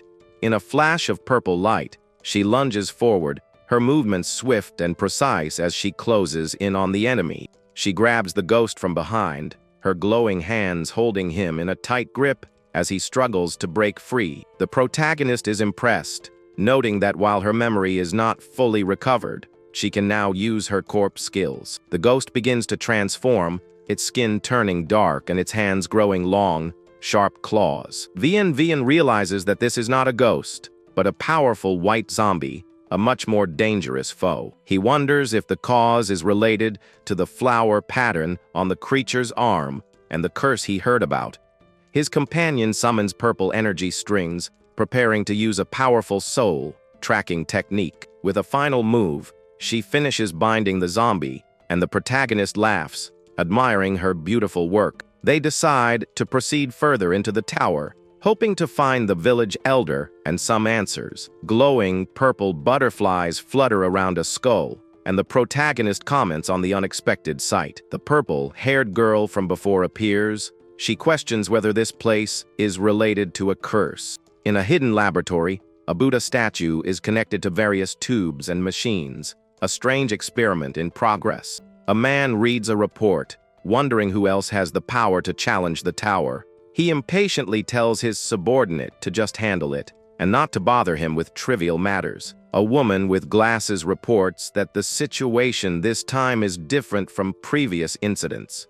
She shows him a photo of the purple-haired girl, explaining that she is a saintess from the heavenly palace. The man is skeptical, questioning if she is really a saintess from such a powerful place. He orders his men to investigate her, saying that this is their chance to finally infiltrate the heavenly palace. The protagonist knocks on a door, announcing that he is to try it and calling for his uncle. An old man peeks out, surprised to see his nephew standing there after all this time. The old man quickly ushers him and his companion inside, telling them to hurry up and get in. Once inside, the young man asks his uncle what has been happening in the village recently. The old man looks down, saying that there are some things he cannot speak about. The protagonist then asks about his sister, Lamdine, wondering how she is doing after all these years.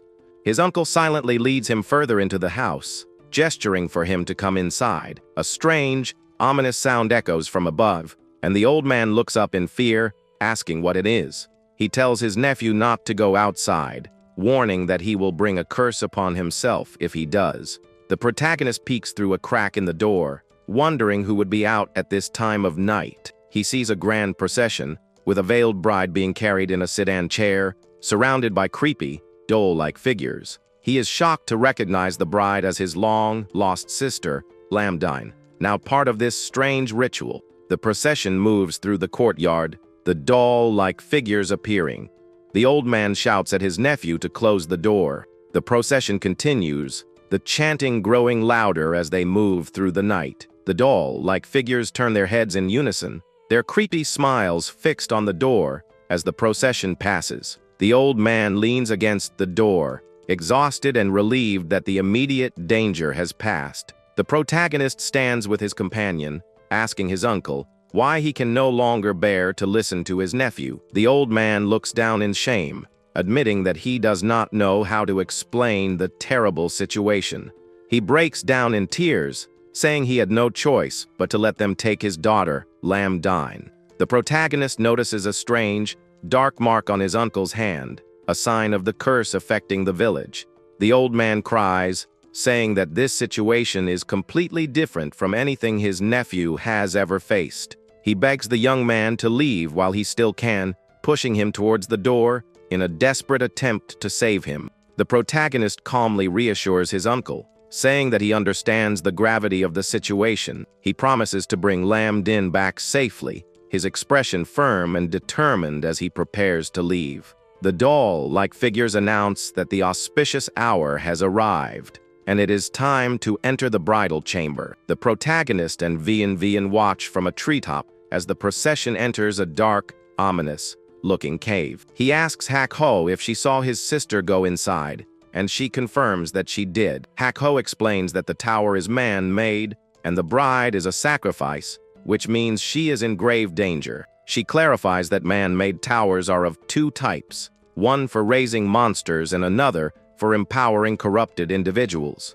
She concludes that no matter which type of tower it is, the girl who just entered is sure to die. Inside the cave, a large, grotesque creature greets the new bride, its long tongue lolling out. It tells Lamdine to come to him, its voice filled with a creepy, unsettling excitement. The grotesque beast grabs her and says he wants to taste her, bringing her close to its massive, toothy mouth. From the shadows, the protagonist watches, preparing to intervene and save his sister. He promises not to waste her beauty, ready to consume her and absorb her power. Suddenly, a voice from above tells the creature to take its filthy mouth off the girl. Vian appears and delivers a powerful punch, sending the grotesque monster flying. She follows up with a swift kick, her attack precise and devastating as she finishes off the beast.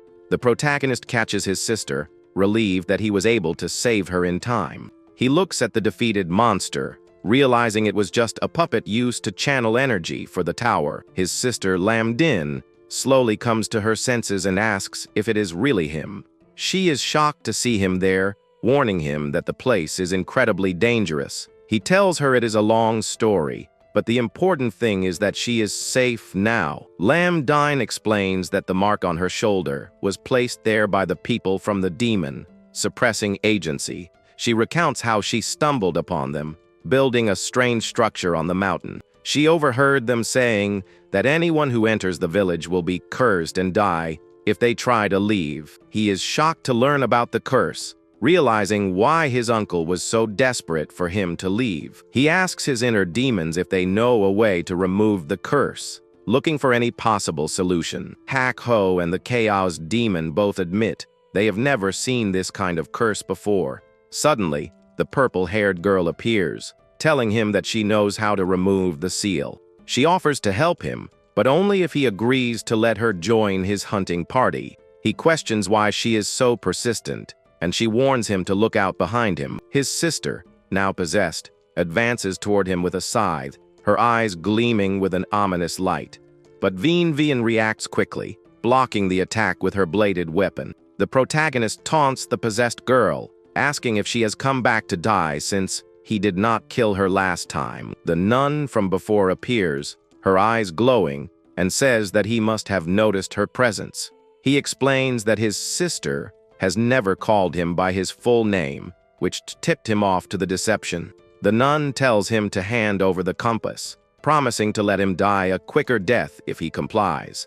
He asks where the real girl who was impersonating his sister is, and the nun points to a nearby location. She smirks, reassuring him that she has not killed the girl yet, at least not for now. She stands over his sister's unconscious body, saying she will just leave her by the side of the road. He realizes he needs to deal with the nun quickly to save his sister and get the answers he needs. He smirks, saying that the fish has finally taken the bait and his plan is coming together. Suddenly, a group of armed soldiers surrounds them, their guns pointed at the protagonist and his companions. The night sky is quiet, with only the rustling of leaves and the faint glow of the moon. The man with the eye patch from before appears, questioning why the demon, suppressing agency, is getting involved. The nun tells them that they are not enemies, and she is only there to retrieve what is hers. The man scoffs, telling her to get lost before he changes his mind and decides to eliminate her. She questions why the supposedly righteous agency has turned into a group of villains. The nun taunts them, saying that she has heard the artifact they are after belongs to the heavenly palace. In a flash, the woman from the man's team appears behind the nun and stabs her through the chest. The protagonist and his companions watch in shock as the nun is killed with a single, brutal blow. The nun's body falls to the ground, and the woman says she was just a spy who did not need to be reported. The man with the eye patch then turns his attention to the protagonist, asking if he is the one who defeated the great god. He then asks the young man why he is traveling with the saintess from the heavenly palace. The protagonist is confused, saying he does not know any saintess, and asks who he is talking about. A massive, glowing blue wolf appears behind the man, its eyes blazing with a fierce energy. The protagonist and his companions are enveloped in a powerful blue aura, unable to move under the immense pressure. He realizes he might have to use his new talisman, but wonders if it will be enough to defeat such a powerful foe. The man orders his subordinate to take the saintess and lock up the other two companions. Suddenly, the protagonist kicks the woman away, sending her flying into the trees. She is shocked by his sudden burst of strength, wondering how he was able to move. She reports to her superior that the target has escaped their pursuit using some kind of earth technique. She is then covered by a hand and pulled into the darkness, disappearing without a trace. The man asks if this is what she calls intelligence work, clearly disappointed in her failure. She apologizes profusely, promising that she will not let it happen again in the future. He orders his men to strengthen the patrols and find the fugitives at any cost. The woman holds her head in pain, still reeling from the unexpected and humiliating defeat. Elsewhere, the protagonist and his companions rest in the forest, recovering from the intense encounter. His friend complains about the ordeal, saying that next time, he will not let them get away so easily. He apologizes for the trouble, explaining that he is still not used to his new powers. His friend laughs it off, saying it was just a coincidence that they ran into each other. Vian asks if the two are having fun with all this. Our hero explains that this is an A-rank mission, and that the dangers are much greater. He yells at them, saying that there is still time to turn back and get out of this dangerous place. His friend apologizes, saying he knows he is a burden and only came along to get stronger. He admits that he is tired, just wants to find a way to help his master, even if it is just a little. He thinks back to a time when he was a child, and his master was still strong and full of life. The purple-haired girl teases him, asking what will happen if she gets kidnapped. While he is distracted, the protagonist tells her to be quiet and pay attention, warning her not to die without knowing why. His friend suddenly speaks up, saying that he discovered something strange while he was scouting ahead. The protagonist turns to him, intrigued by this new information and asking what he found. He explains that he heard the cries of a baby coming from a deserted house, which is highly unusual. He says he was too scared to investigate further, but he is sure that he heard a baby's cry. The protagonist is surprised, realizing this could be a clue to the tower's strange nature.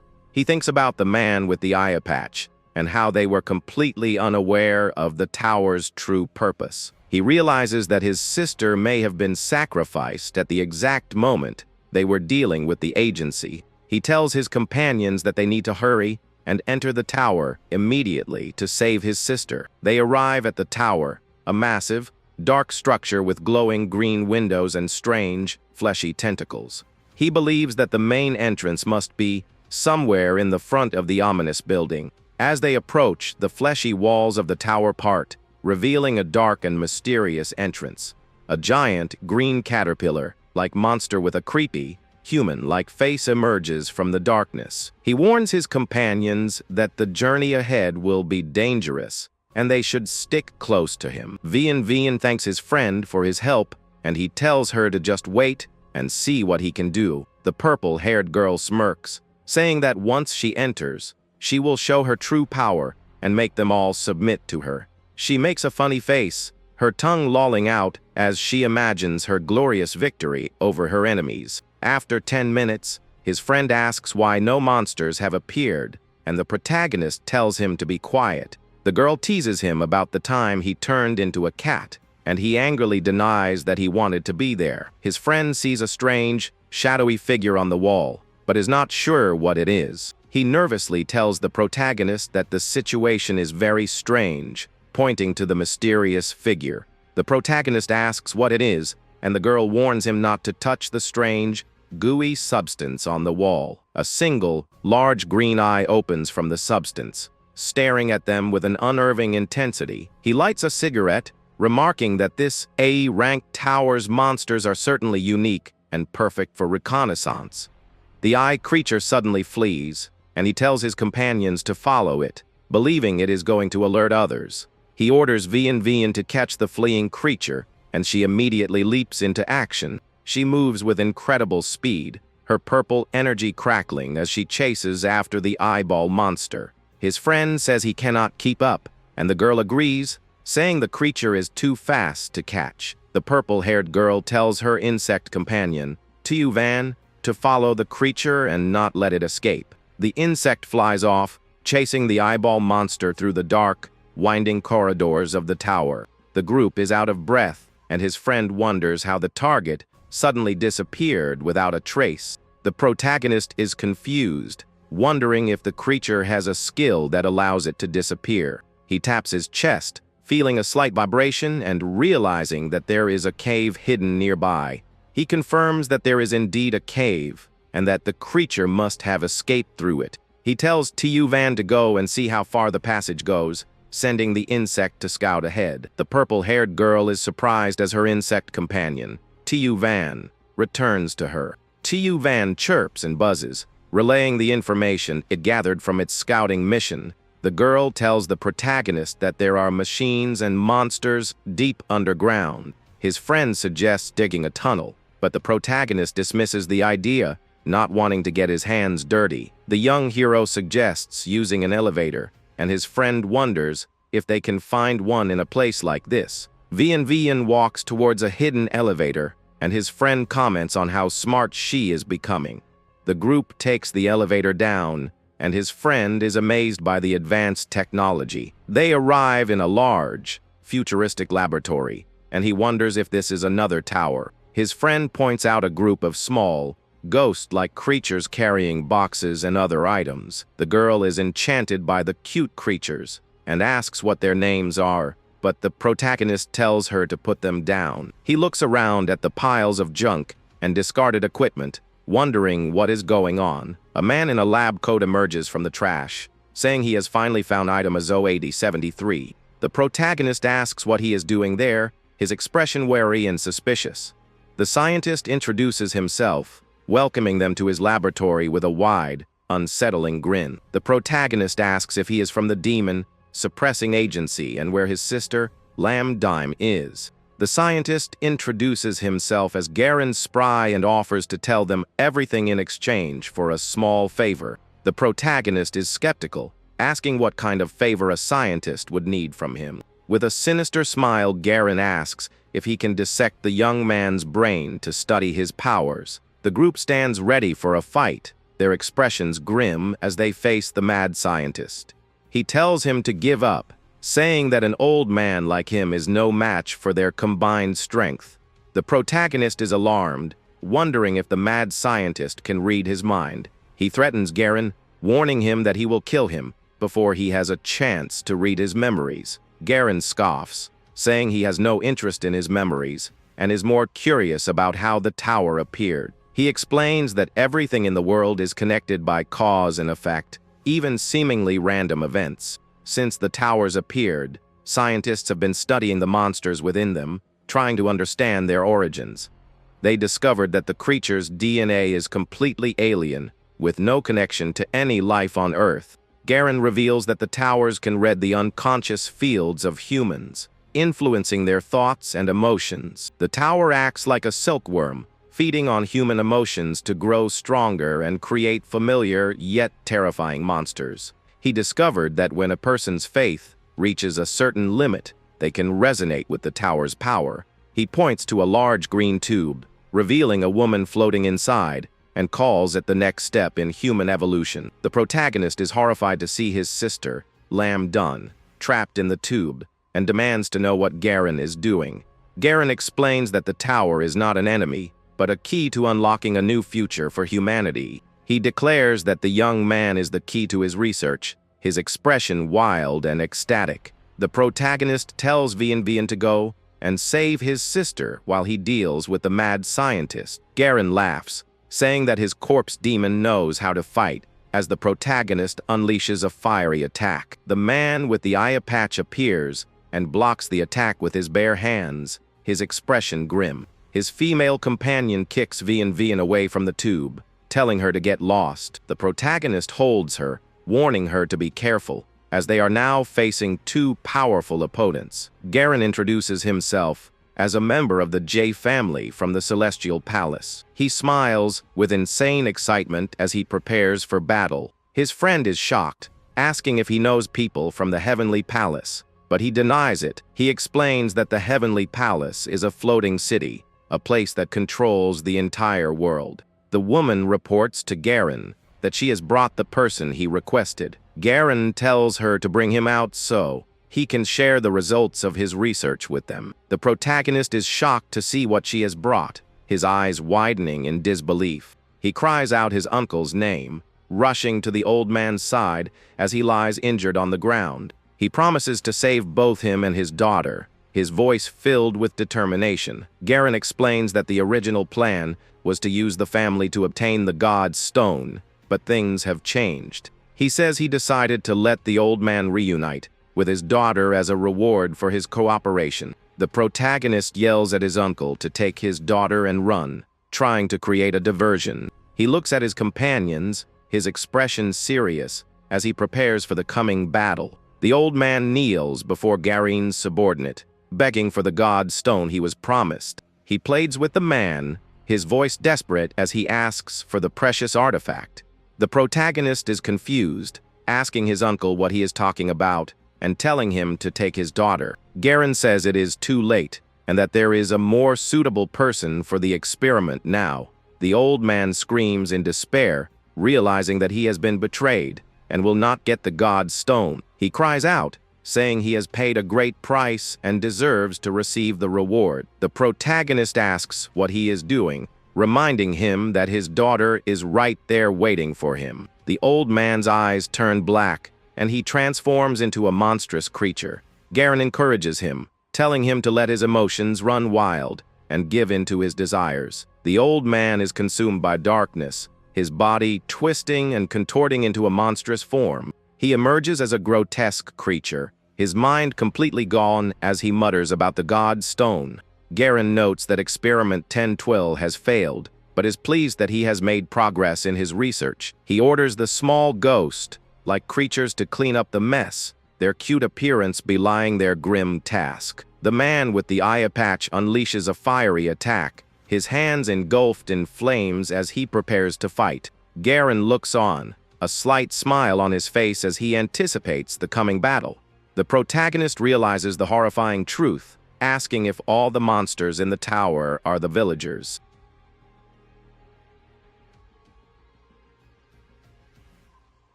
The scientist claims that not everyone is like the protagonist.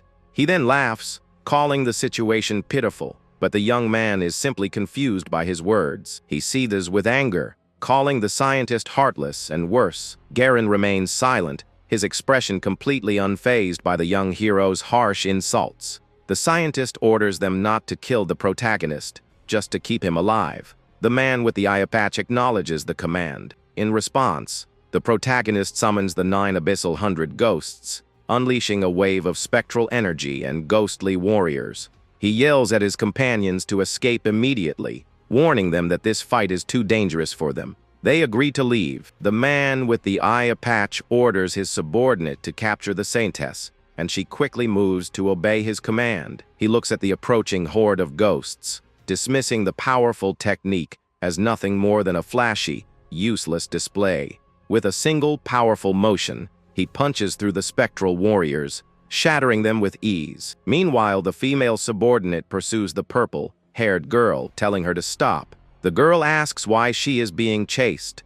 She insists she is not a saintess and prepares to fight back, unleashing her powerful insect bone sect technique. The subordinate moves with incredible speed, leaving an afterimage that shocks the girl, who wonders if it is instant movement. Before she can fully react, the subordinate strikes her down with a swift and powerful blow, sending her to the ground. The attack connects with the floor, creating a powerful impact that sends shockwaves through the area. The woman smiles, observing how difficult it is to capture the sate, but she asks why she isn't protecting her master. Vian stands defiantly, shielding the fallen girl from harm. Furious that the woman is trying to kill her, she apologizes to the scientist, telling him not to break the lab equipment. The protagonist stares at the man with the eye patch, asking if he's had enough time. The man says he hasn't killed him yet, because he's still useful. He advises him to stop resisting. The protagonist challenges him, realizing his opponent destroyed his ghosts with pure strength, a true S-rank power. He decides not to hold back, pulling out his trump card to end the battle in one decisive move. He unleashes the incarnate dragon god axe, a massive wave of golden flames that surges toward his foe. Engulfed in fire, the man calls him stubborn, warning that such a move could hit his own allies in the chaos. He questions if the young man truly believes he can be a hero with such a simple trick. The opponent states that anyone who wants to be a hero must first understand the price they have to pay. He scoffs that the flame is not even hot enough to light his cigar, then proceeds to inhale the fiery attack. The young hero is stunned, watching in disbelief as his enemy completely swallows the powerful flame. The man promises to return the fire, slightly modified to be painless, as it swirls around him in a vortex. As the fiery vortex rushes toward him, the protagonist prepares an ice talisman to defend himself. He unleashes a powerful ice palm, creating a massive wall of ice that collides with the returned flames. Standing amidst the smoke, his opponent calmly tells him not to die from the impact. Meanwhile, his friend hides in fear, trying to think of a way to help him in this situation. He sees his companions fighting and realizes the mad scientist is now the only one left unguarded. He plans to sneak past the battle, rescue Lam Dun from the tube, and then escape without being noticed. But he immediately dismisses the idea, scolding himself for thinking of abandoning his friends. He remembers the words of his master, who encouraged him to become who he wants to be and live without regret. With tears in his eyes but a new resolve, he tightens his grip on his trusty shovel, ready to act. Back at the main fight, the protagonist stands his ground and asks his opponent if he wants to continue. The man observes that his spell consumed a lot of energy. The Chaos Demon appears, teasingly asking why he stopped fighting. She says a fool could never use talismans, so he should just surrender. He reasons that his death would be of no use to them. From his opponent's tone, he senses there must be another way out of this. The demon says she does not care if he lives or dies, only that the man used her axe. She offers a hack to win, but he must become her puppet. He quickly rejects that offer, choosing the second option instead. The demon explains this method relies entirely on his own spiritual power. She explains that a talisman is not just an object, but a direct extension of the user's spiritual energy. It acts as a medium, allowing its user to project their spiritual power and influence the world around them. Because a talisman is a consumable item, she says its true potential can never be fully unleashed by normal means. The demon explains that talismans are a manifestation of his spiritual power. The protagonist closes his eyes, deeply contemplating the idea of changing a talisman's properties mid-use. A flashback shows his master challenging him to a game, betting that he can guess the boy's talisman. The boy agrees, but only if his master signs his test paper and promises not to tell his mother about his grades. He mischievously prepares a new talisman, determined to create something his master will never be able to guess correctly. After finishing, he proudly holds up the talisman and challenges his master to guess what he has created. The master thinks for a moment, and the young boy eagerly reminds him of the bet they just made. His master confidently guesses it is a water talisman, but the boy excitedly declares that he is wrong. He reveals the paper doll talisman, which clearly has the character for water drawn on it, and celebrates his master's mistake. The boy freezes as his master laughs, teasing him about the water talisman. He clenches his fist, realizing that his master was only acting. Back in the present, the man with the eye patch observes, surprised to see that his opponent is still standing. The protagonist holds up a talisman, asking if his opponent appreciates the taste of fire. The protagonist declares that this time, his opponent will truly suffer, knowing this is his only opportunity to strike. Meanwhile, the subordinate teleports around, and the purple-haired girl complains that she cannot see the target to attack. Vian prepares her corpse needle technique, forming sharp purple energy projectiles at her fingertips. She unleashes her attack, but the subordinate dodges with ease, taunting that the strikes are useless if they cannot connect.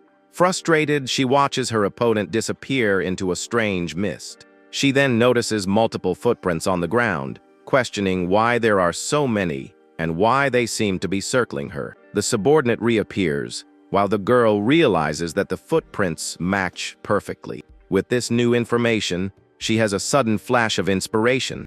Vian continues her attack, but the subordinate knows she is only following orders. Suddenly, the purple-haired girl shouts a warning, telling Vian to look behind her to the right. Following the instruction, Vian spins around and lands a solid blow, shocking her opponent with the successful counterattack. The woman is sent flying backward, completely bewildered as to how she was hit so easily. Vian calls her a cheat, revealing that she discovered the teleportation was just an illusion. The subordinate angrily demands to know how they managed to see through her advanced technique. The girl explains that her constant movement left numerous footprints, and the strong scent of her perfume made her easy to track.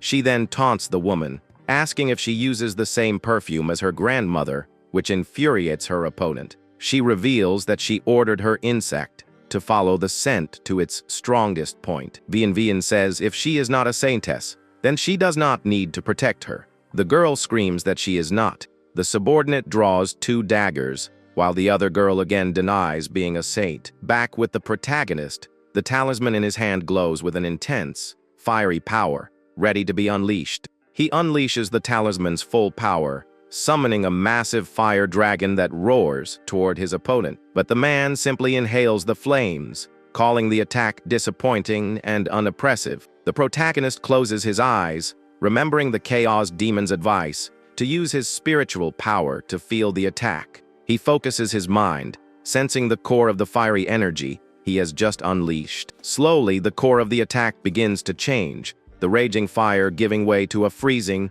icy blue aura.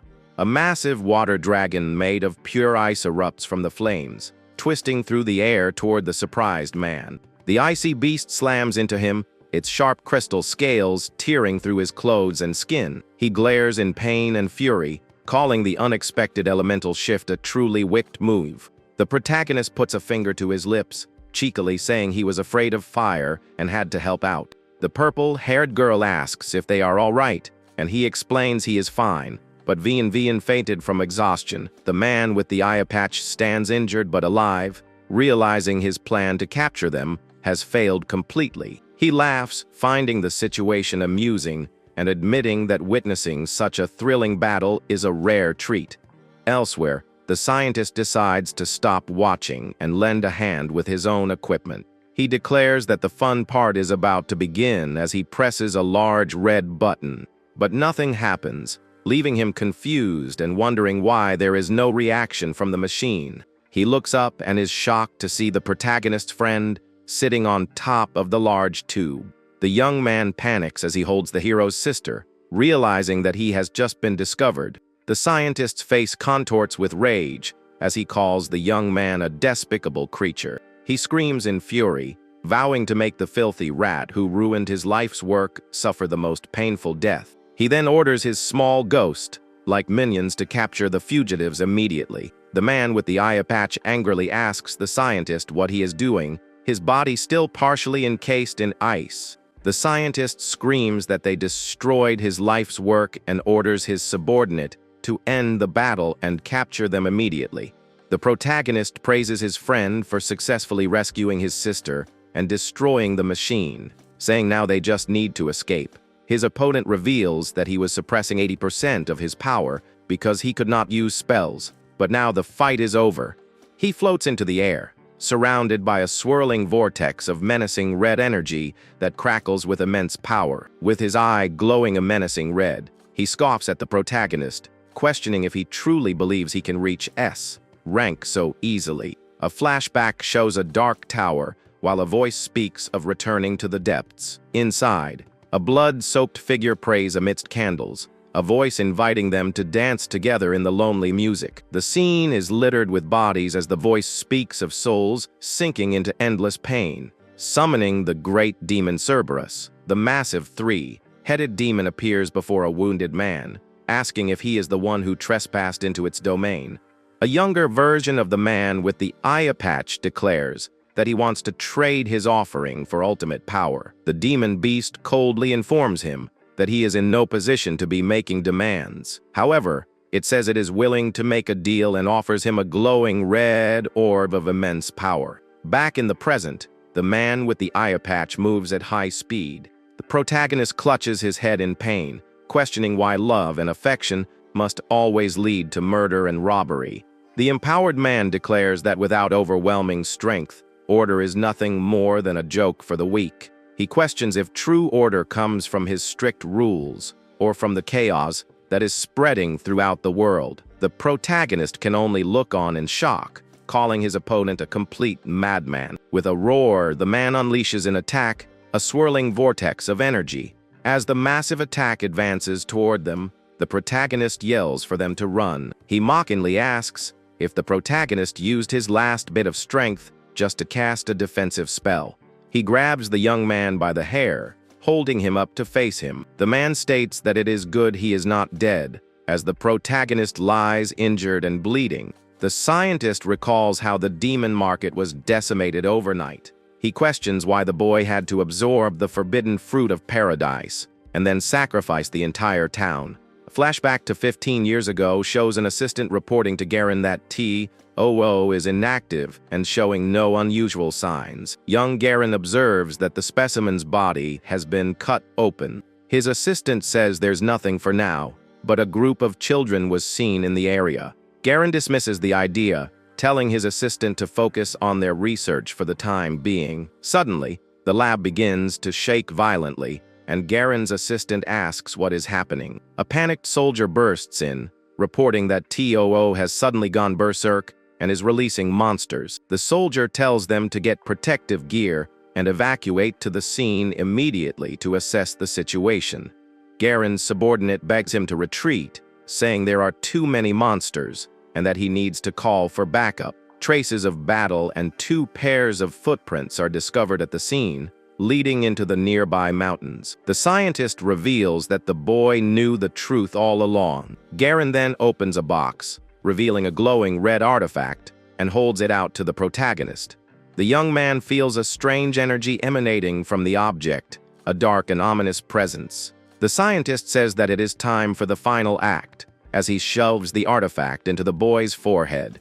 The artifact glows with a light that engulfs his mind, flooding it with emotions. He screams in agony as the power of the artifact surges through him, his body convulsing in pain. The scientist laughs maniacally, knowing that his suspicions about the boy were correct all along. He reveals that T.O.O. is inside the protagonist, and that this would be the greatest gift he could have received. The young man's body begins to mutate, his clothes tearing a strange bone, like appendages sprout from his back. He unleashes a powerful shockwave of blue energy, forcing everyone back with the sheer force of his transformation. The protagonist attacks with speed, his limbs striking the scientist and his subordinate. The man with the eye patch quickly moves to defend Garen, blocking the sharp bone-like attacks with his own body. He prepares another attack, a powerful technique called bloodlust, gathering red energy in his palm. He unleashes the attack, a massive vortex of swirling red energy that he calls Nirvana.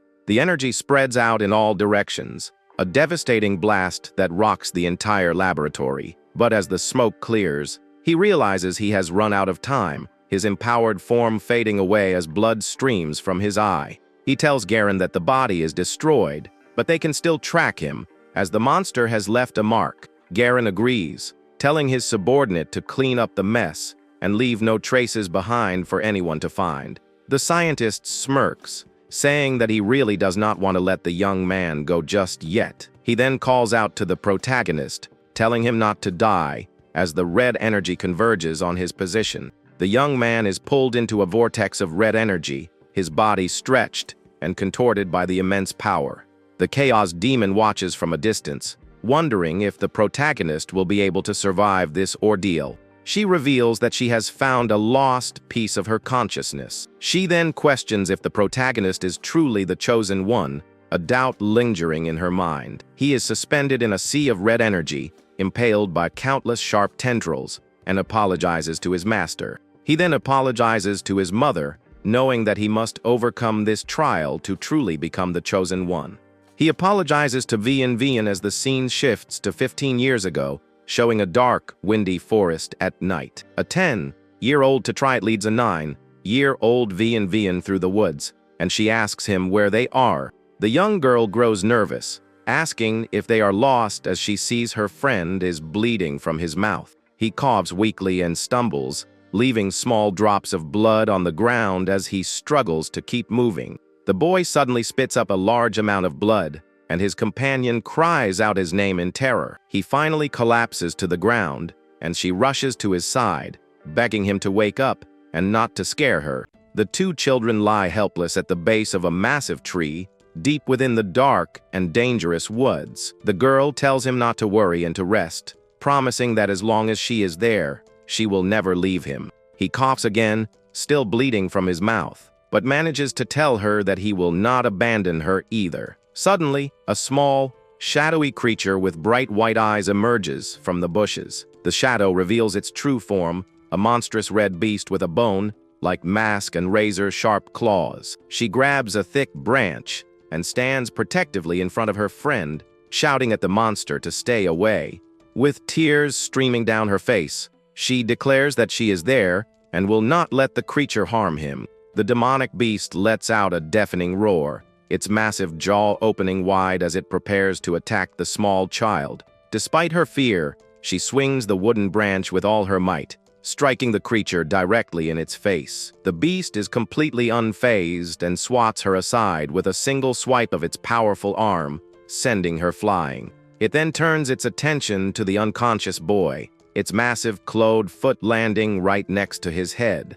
Lying injured on the ground, the young girl weakly calls out her friend's name, unable to get up. The monster now looms over her, and she desperately pleads for him to wake up and help her. It then lunges forward, sinking its sharp teeth into her shoulder as she stares in shock and pain. As the monster bites down, her eyes flash red, and she whispers her friend's name one last time. Suddenly, the young boy rises bone, like tendrils wrapping around the beast, as he cries out in rage and pain. The creature is bound by the strange appendages, crackling with a powerful blue energy that surges through its body. He is lifted into the air, the bone-like limbs now fully formed and lashing out in all directions. He lets out a primal scream, his body racked with pain as the strange, new power consumes him completely. An explosion of blue energy erupts from his body, incinerating the surrounding trees and shaking the very ground. The young girl watches in horror, begging him to stop, afraid that he will be discovered by others. With tears in her eyes, she pleads for him to wake up, reminding him that now they only have each other. Back in the present, the purple-haired girl groans and asks for water as the others lie unconscious around her. His friend frantically asks what is wrong as he sees Vian begin to stir, surprised that she is waking up. She stands up and walks toward the rampaging protagonist, and his friend warns her not to go near him. She remembers how he has always been there to protect her, no matter what kind of trouble she found herself in. Now a powerful warrior, she moves with incredible speed, leaping between the thrashing bone-like appendages. She thinks about how he would not be in this state if it were not for her, a deep sense of guilt washing over her. She remembers him calling her useless, always crying at the slightest provocation, and a new resolve fills her. But now, she declares, it is her turn to be the one who protects him, her expression firm and determined. She lands in front of him, her powerful bladed weapon held at the ready, prepared to face him no matter what. With tears in her eyes, she promises to wake him up, ready to fight to bring him back to his senses. But, as she raises her weapon, she is suddenly impaled from behind by one of his limbs. With a final tear rolling down her cheek, she whispers his name and thanks him for everything he has done. She asks him to live on for her as well, her voice fading as her life slips away in his arms.